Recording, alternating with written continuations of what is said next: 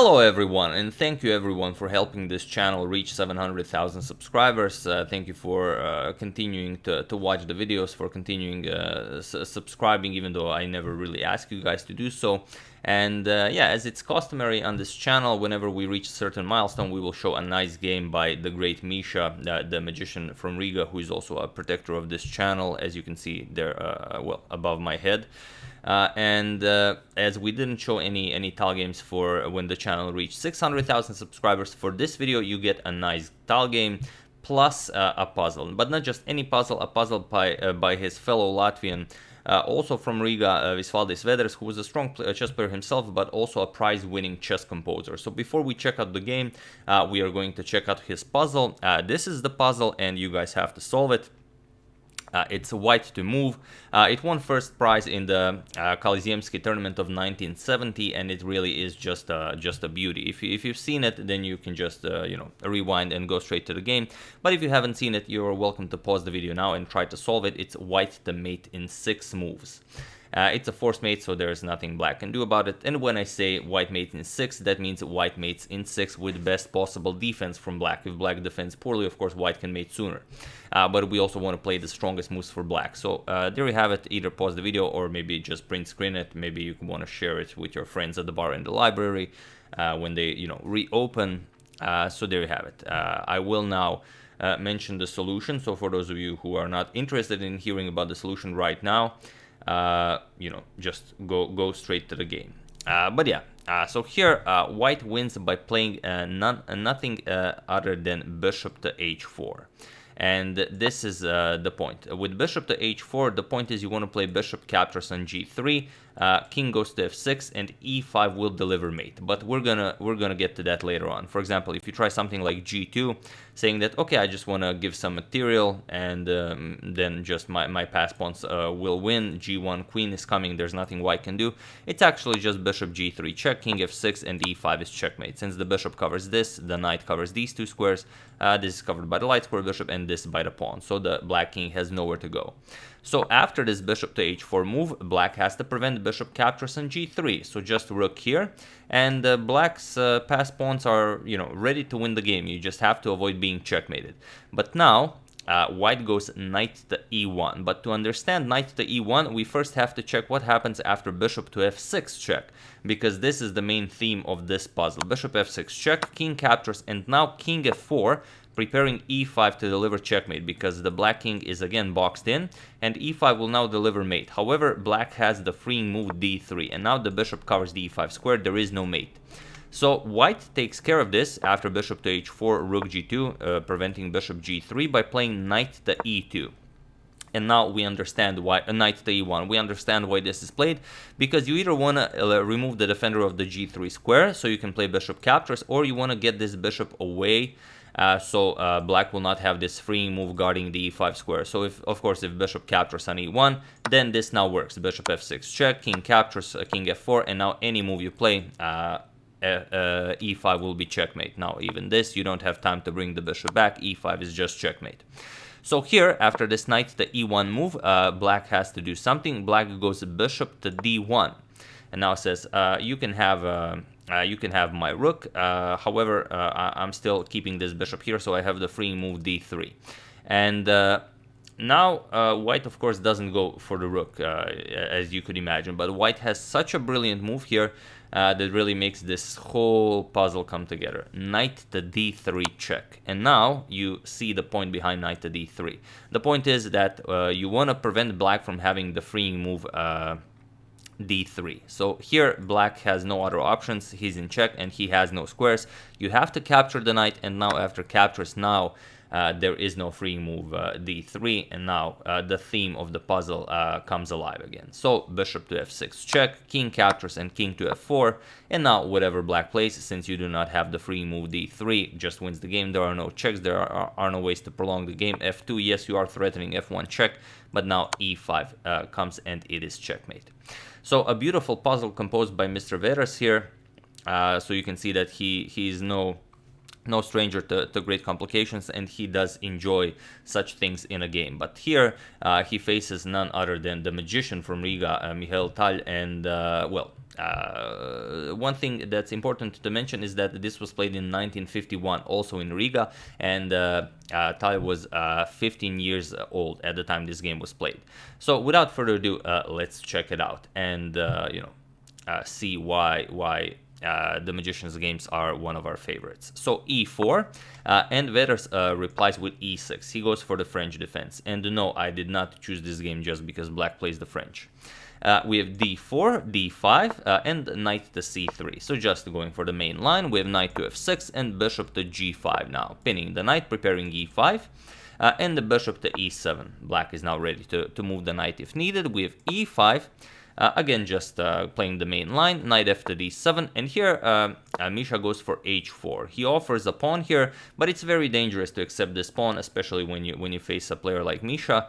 Point is, after the pawn is captured, white really gets a lot of counterplay here. Let's say knight b5, you go after the c7 pawn, and after the queen retreats, now queen g4, and white just has a lot of open lines. Bishop is coming to d3, knight to f3, you can castle queenside.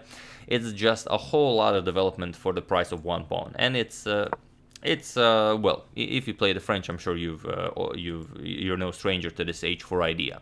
So here Veders says, I know about this, I'm not like a beginner or anything. He goes a6, now he prevents knight to b5, and next he's probably ready to capture on g5 and win that pawn. So here Misha trades on e7, we have bishop captures, queen captures, and now just f4, strengthening the center. Black replies as black should. We have c5 here, and here usually there are a lot of games in the database that reach this position. Knight to f3 is the most common move here, but Misha goes knight to e2. And it is as of move 9 that this position has never been reached again, and for good reasons, as there really is no point in placing the knight to e2. But Misha, the attacker that he is, he's probably either expecting this capture so he can recapture it, then it doesn't really matter, or maybe he wants to get the knight to g3, play f5, have some support for f5, and so on. So black continues playing normal moves, knight c6 just developing, and queen to d2. We have b5 by Veders, and now knight to d1, either preparing to move this pawn to c3 to add more support to the center, or just going knight to e3, and from there you will also have support for f5, the knight can also come to g4, and so on. So c captures on d4, and now knight captures on d4, and Misha read his opponent well. He knew he was going to capture, so probably the knight was fine, either on e2 or on f3. Knight captures on d3, we have queen captures on d3, and now bishop to b7. And now this bishop to b7 kind of becomes the theme of this game, as well, this bishop is just a terrible bishop, and Misha will show just how terrible the bishop is. He goes knight to e3, and okay, queen to c5, immediately offering a queen trade, and Misha calmly plays c3, offering a queen trade. But that's the thing, if you trade queens here, then this bishop remains a bad bishop for the rest of the game, and without queens on the board you don't have all that many things you can do. The knight also doesn't have all that many ways of entering the game. If b6, b3 just again locks the knight out of the game. So it's not a pleasant position for black to play. So black decides, okay, we're gonna keep the queens on the board. We have rook to c8. And Misha just continues developing. Bishop to e2, we have castles by black and castles by white. Now, again, the bishop and the knight aren't really doing all that much. The rooks aren't very useful for the moment. So rook to e8, and now h5. Tal just wants to open up some lines. We have queen back to e7, and now rook to f3. So black decided he doesn't want to trade queens just yet, but now white gets the opportunity to mount an attack. So rook f3, the rook is coming to g3, and he wants to create some threats against the black king. So knight back to b8, preparing knight c6 to kick away the queen, and now rook to g3, just adding more pressure to the black king. Knight c6 attacks the queen, and queen to d2 now. And here black needs to find an active move, although there aren't all that many active moves. For example, if queen h4 seems like a very active move, attacks the rook, attacks the f4 pawn. However, rook g4 just kicks the queen away, and there's not much for black to do. You just have to go back, and white continues mounting the attack. Rook f1, rook f3, rook g3, and so on. And of course, if you capture, then just rook captures, wins the queen. There's also that. So here, Veders decided to go f5. He said, okay, either your attack is done for, or you have to capture, e captures an f6 en passant, and then I get some open lines as well. And Misha says, okay, no problem, I will. Captures an e captures an f6, queen captures. Now black does have some free squares if he can get his rooks into the game, maybe get some pawns pawn moves in, and free up this bishop, then his position does come alive. However, knight to g4 attacks the queen here, and now you have to be careful. If you play something like queen f7, just knight h6 check picks up the queen due to the pin here. So queen to e7, and now comes bishop to d3. Now Misha introduces another attacker into the game. The plan is bishop comes back to c2, maybe queen d3, maybe you can capture on h6, 7, and so on. So rook to f8, now putting pressure on the pawn here. Also, maybe you can bring the queen into the game via queen to c5 check at some point. So bishop back to c2 by Misha, now preparing this maneuver. And now queen to c5 with check. We have king to h2 and now queen to c4, going after the pawn here as it's now attacked by the queen and by the rook. However, here you have a very special tal move, and feel free to pause the video here and try to find it while I give you a couple of seconds. So for those of you who were able to do it, congratulations on spotting the tal move that starts the avalanche that will make this game famous. And for those of you who just want to enjoy the show, it's f5. And now with f5, well, you just bust open the position completely. You open up the g5 square for your queen to enter. And best of all is that after captures and captures, we just see that it is impossible to capture the bishop, because if captures knight h6 check, the g pawn is pinned. You can just win a rook here, so it's not really a problem. So here, after this bishop captures on f5, rook c to e8. Now the other rook joins the attack, but now queen to g5. And now, well, you can see that things are becoming very unpleasant for black. And when you have 4 pieces like this, well, 3 pieces and a queen in front of the black king, and the player with the white pieces is the magician, then you know, well, the fireworks are about to start. So rook to e7, adding another defender here, preparing rook to f7 to add more defense to the pawn, but now h6, preparing to open up the position. And now you could play g6, but you of course know that bishop captures is just coming. There's no point in even playing that. So rook f to f7, adding another rook to the defense of the 7th rank, but now Misha starts throwing pieces at black. So just rook to e1, offering a full rook here, but of course the rook cannot be captured. If the rook is captured, then you get knight f6 check, king h8, and now the amazing queen captures on g7. Just awesome stuff. Rook captures and h captures will be checkmate, as the knight covers these 2 squares, and the pawn is of course guarded by the rook. So a beautiful pawn checkmate. The rook is off limits. So queen back to c5, adding another defender to the rook. But now Misha just goes bishop to e6. And it's quite a beautiful move. It just pins the rook on f7, and if you play a weird move, let's say queen d6, if you don't accept the sacrifice, then queen g7 is made, because now the rook is pinned. So really crazy stuff. So here you don't have any option but to capture the bishop, so rook captures was played, but now again rook captures on e6. And now we have queen to f8, adding more defense to the g7 pawn. However, here black is completely lost. Feel free to pause the video one more time and finish the game while I give you a couple of seconds.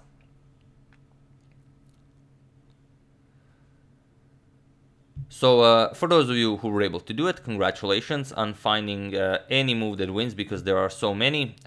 Misha played rook to e8, and it was in this position that Visvaldis Veders resigned the game, as there is nothing more to be done here. We are going to show another line because it's also just beautiful. And I know you guys also want to keep enjoying the show. But yeah, here you just resign because you lose the queen. And if you capture the rook, it's not much better. Just knight f6 check. Again, wins the queen. Or you capture the knight and then it's checkmate. So, amazing stuff. But there's another line instead of rook to e8 that's also beautiful. And it features a queen sacrifice. So, of course, we will show it. It's h captures on g7. And now, of course, it's just game over. Rook captures here, and now knight to h6 check, king to h8, only move, and now again queen captures on g7 with check, giving up a queen. Queen captures with check, not with check, but just captures. Now comes rook to e8 with check, queen has to block, and now of course knight to f7, a beautiful smothered mate to end the game. So there are so many possibilities.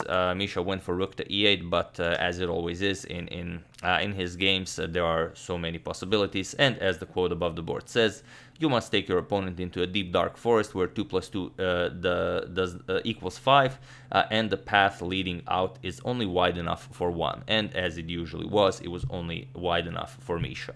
So yeah, rook to e8, and Veders resigns. And a beautiful victory by the 15-year-old magician from Riga. So yeah, that's the game. I do hope you enjoyed it, the game and the puzzle. And for the end of this video, I have a nice photo I wish to show you guys. Let me just load it up. I've never seen this photo. I've seen it yesterday. People have started sharing it on Twitter, but here it is. It's actually a photo of Jeremy Stillman and Misha from 1988 when they visited Disneyland. So there you have it. You know, I thought it was a beautiful photo, and that you guys would also enjoy it. So let's just finish the video with that. So yeah, once again, I do hope you enjoyed it, and thank you all again for helping the channel grow. You guys are simply amazing. And yeah, onto 1800, and well, we are getting close to that 1 million mark, and the moment when we finally reveal the meaning of AGADMATOR. So yeah, I would like to thank Primož Lorenčak, Peter Vidmer, Troy Seamers, Bryce Foster, and Fiahra Dali for contribution to my channel. Thank you a lot, I really appreciate it. As usual, you can check 2 of my previous videos here. Thank you for watching, and I will see you soon, continuing the Chessable Masters, checking up on your wonderful suggestions, and whatever else happens in the chess world. So thank you all, I will see you soon, and have an excellent rest of your day.